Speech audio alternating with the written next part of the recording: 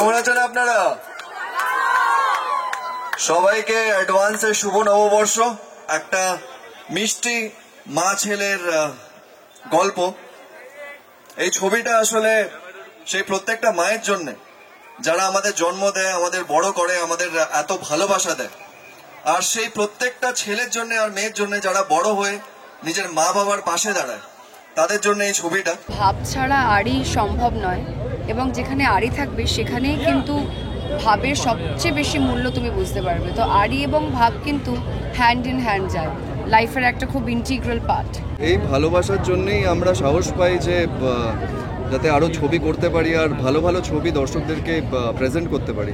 So এই মানুষের ভালোবাসার জন্যই আজকে আমরা এখানে, আমরা যেখান থেকে শুরু করেছি সেখান থেকে এখানে পৌঁছানোর কারণই এনাদের ভালোবাসা। এটা প্রথম আমার ওয়াইডি ফিল্মস এবং এসজিআই প্রযোজনার সাথে প্রথম কাজ। বেঙ্গলি ফিল্মে আমি আগেও অনেক ক্যারেক্টার করেছি, কিছু কিছু মুভিতে, আপনারা যদি দেখে থাকেন তো জানেন।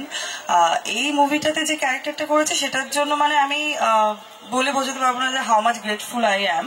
যতদিন না থিয়েটারে আসছে ততদিন আপনারা অবভিয়াসলি দেখতে পারবেন না, দেখে বলবেন কেমন লেগেছে। যে কোনো মানুষের জীবনে আড়িভাব জুড়েই কিন্তু গোটা জীবনটা, এবং সেটাই আমরা এখানে দেখানোর চেষ্টা করি। আর অন স্ক্রিন যেটা তুমি জিজ্ঞাসা করছো, ওটা 25শে এপ্রিল দেখতে হবে সিনেমা হলে গিয়ে। আমাদের ছবি মুক্তি পাচ্ছে 25শে এপ্রিল। আমাদের কাজ আমরা করে ফেলেছি, আপনাদের কাছের প্রেক্ষাগৃহে আমরা পৌঁছে দেবো ছবি। আপনারা একটু হাতে হাত ধরে মা বাবা সপরিবারে যদি আসেন, এটাই আমাদের পাওনা। মায়ের কাছে গেছিলাম, মাদের নিয়ে ছবি, মাদের জন্যই ছবি, তো মায়ের কাছেই গেছিলাম আমরা পুজো দিতে। হ্যাঁ, সবসময় ভালো কাজ করার আগে এবং শেষ করার পরও আমার মনে হয় সবসময় উপরওয়ালাকে, ঠাকুরকে মনে করতে হবে। সো ডেফিনেটলি মায়ের আশীর্বাদে, আমাদের দর্শকের আশীর্বাদে আমরা অপেক্ষায় রয়েছি। ঘরে ঘরে সকলকে আমরা আমন্ত্রণ জানাচ্ছি যে সপরিবার গিয়ে তারা আমাদের এই মিষ্টি মা ছেলে, এবং যেহেতু ইয়াশ যেরকমটি বললো, এই সিনেমাটা আমরা it's a tribute to our parents.